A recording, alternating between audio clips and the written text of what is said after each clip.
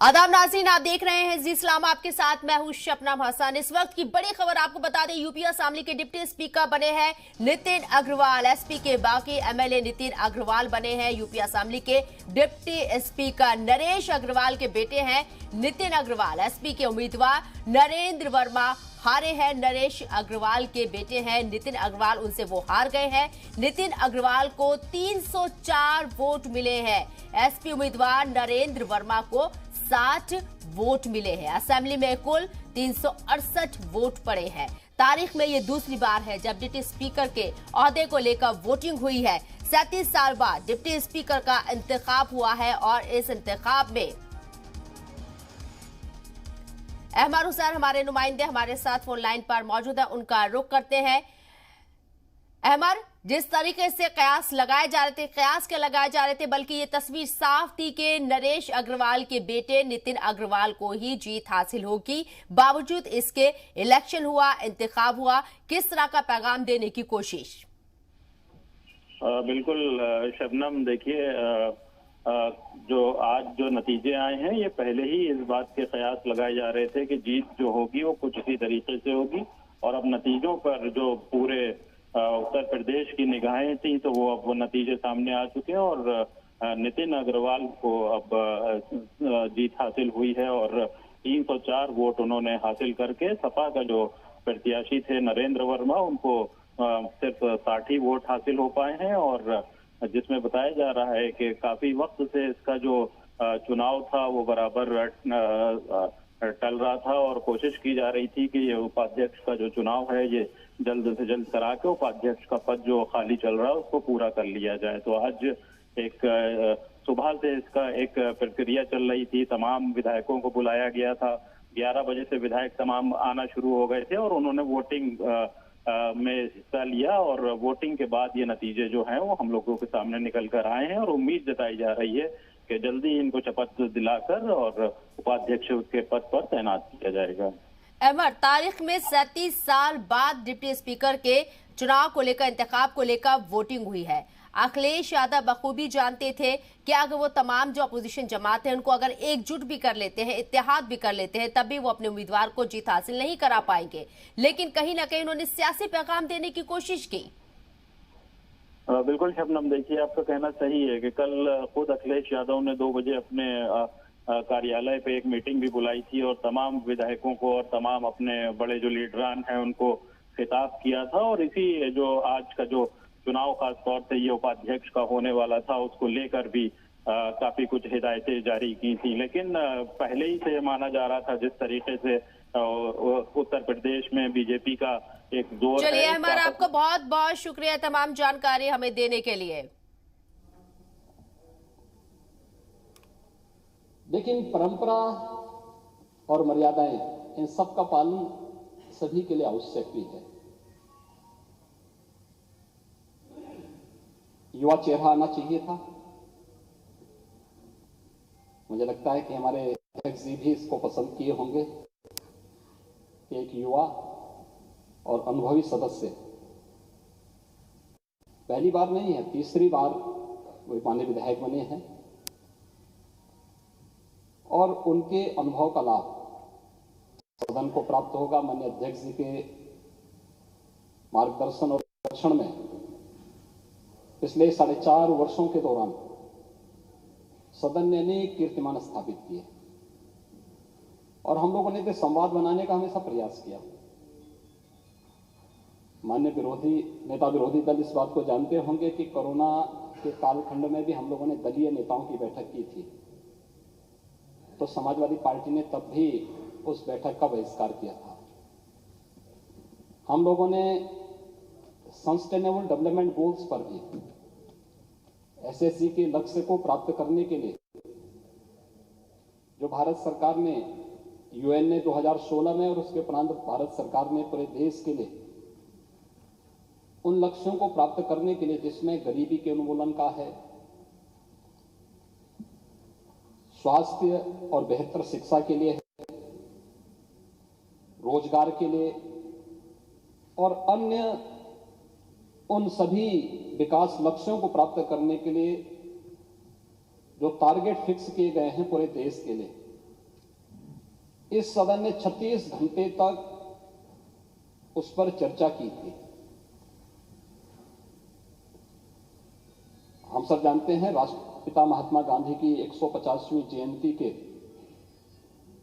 उपलक्ष्य में एसएससी पर एक विशेष सत्र आहूत किया गया था। उसमें भी समाजवादी पार्टी ने सदन का बहिष्कार किया था और पूरे उस विशेष सत्र का ही बहिष्कार किया था, क्योंकि वह गरीबी उन्मूलन से संबंधित था, नौजवानों को रोजगार से संबंधित था, बेहतर स्वास्थ्य के लिए था, गुणवत्तायुक्त शिक्षा के लिए था, किसानों की आय को दोगुना करने के लिए था।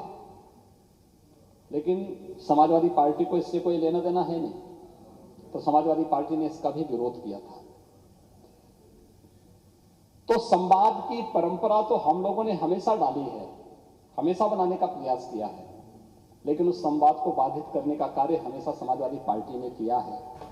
यह कहने में कोई गुरेज मुझे आज यहां पर नहीं हो रही है और मुझे एक बार फिर से यही कहना है कि हम अपनी संवाद की इस ताकत को हमेशा बनाए रखने का कार्य करेंगे।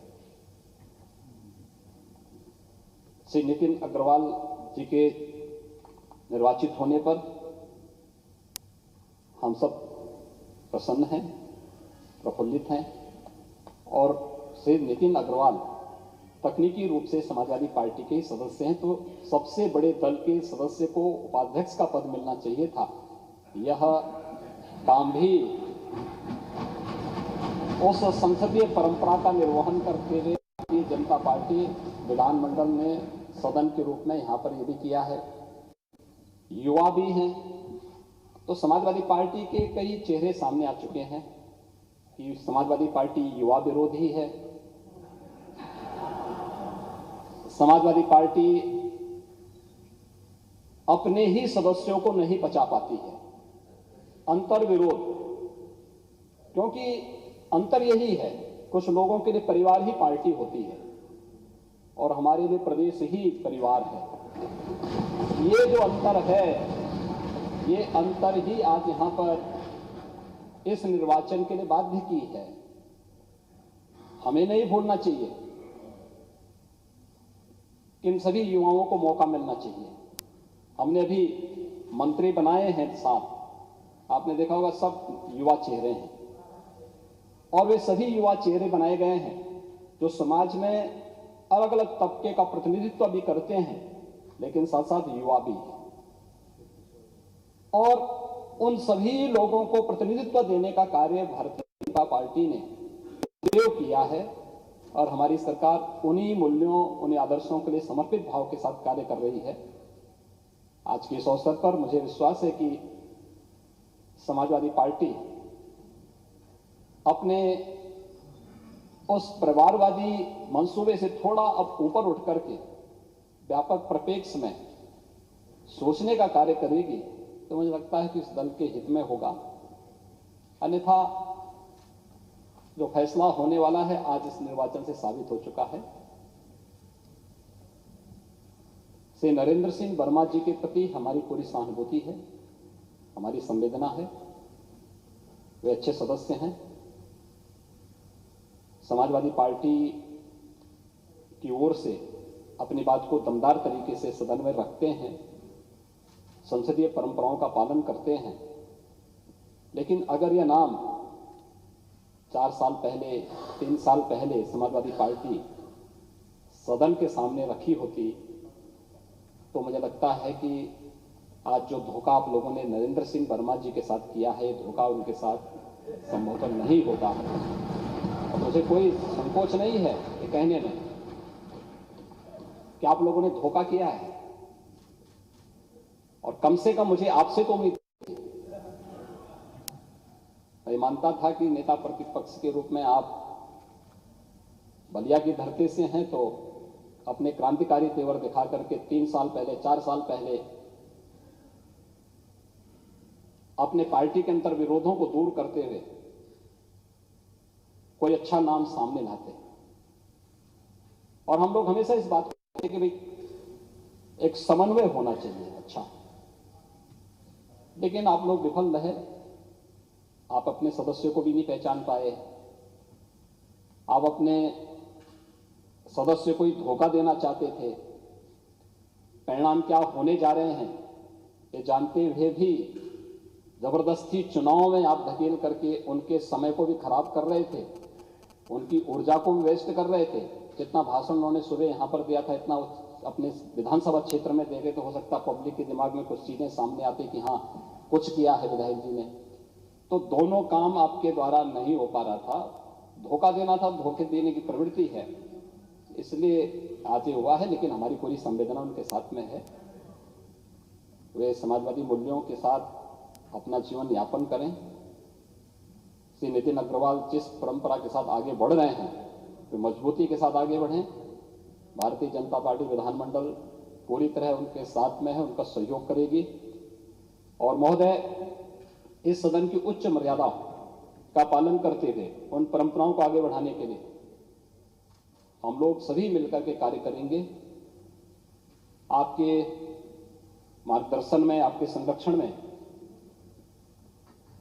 देश के सबसे बड़े विधानमंडल ने विगत 4.5 वर्षों के अंदर अनेक ऐतिहासिक निर्णय लिए हैं और प्रदेश की 25 करोड़ जनता के हितों के लिए कार्य किया है। हर एक फील्ड में कुछ नया, कुछ देखने को मिला है, चाहे वह गरीब कल्याण के लिए हो, युवाओं के कल्याण के लिए हो, महिलाओं के सशक्तिकरण के लिए हो। तो एसपी के बागी MLA Nitin Agarwal deputy CM के ओहदे पर फाइज हो गए हैं। इंतखाब में उन्हें जिस तरीके से वोट मिले हैं वो भी आपको बता देते हैं। 304 वोट मिले हैं एसपी उम्मीदवार को। इसके साथ ही नरेंद्र वर्मा को सिर्फ 60 वोट ही मिले। असेंबली में कुल 368 वोट पड़े।